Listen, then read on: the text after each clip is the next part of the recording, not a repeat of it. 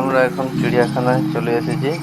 চিড়িয়াখানার কি কি গাইডলাইন্স আছে সেটা তোমাদেরকে আমরা বিস্তারিত জানাচ্ছি, এবং চিড়িয়াখানা কটার থেকে কটা অবধি খোলা থাকে আরও বিস্তারিত জানতে পুরো ভিডিওটা ওয়াচ করুন। ভেতরে খাওয়ার অ্যালাউড আছে না, এবং এখানে কি কি জিনিস দেখতে পাবো, আর এইখানে ফুডের ব্যবস্থা আছে কিনা সমস্ত ভিডিওতে বলবো। যদি কেউ হাওড়া দিকে থেকে আসতো তাইলে হাওড়া থেকে বাসে করে এখানে চলে আসবে, 10 টাকা ভাড়া। কেউ যদি শিয়ালদা থেকে আসতে চান তাইলে শিয়ালদা থেকে ট্রেন তোমাকে ডাইরেক্ট এনে চিড়িয়াখানার ট্রেন থেকে দাঁড়িয়ে দাঁড়াবে। এখানে 5 বছরের থেকে নিচে যদি বাচ্চা থাকে তাহলে আপনার 10 টাকা দিতে হবে, এবং প্রাপ্তবয়স্কদের জন্য 30 টাকা। আর ওপেন থাকবে সকাল 9টা থেকে বিকেল 5টা অবধি।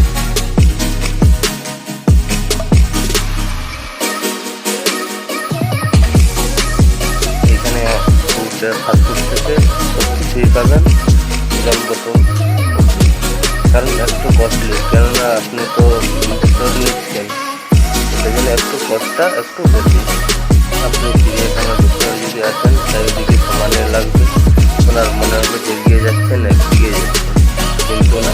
ঢোকার সময় দেখবেন ডান সাইডে একটা মানচিত্র আছে, সেটাতে এসে ছবিটা তুলে তারপরে আর 1000-এরও বেশি জীবজন্তু আছে। আর এটা তো শোনাই যায় বছরে একটা করে নতুন নতুন কোনো না কোনো কিছু আসে। এরপরে আপনি টিকিট করবেন কী করে, এখন অনলাইনেও টিকিট চালু হয়ে গেছে, আপনি ওয়েবসাইটে লিখে ওদের ওয়েবসাইটে থেকে আপনি পেয়ে যাবেন।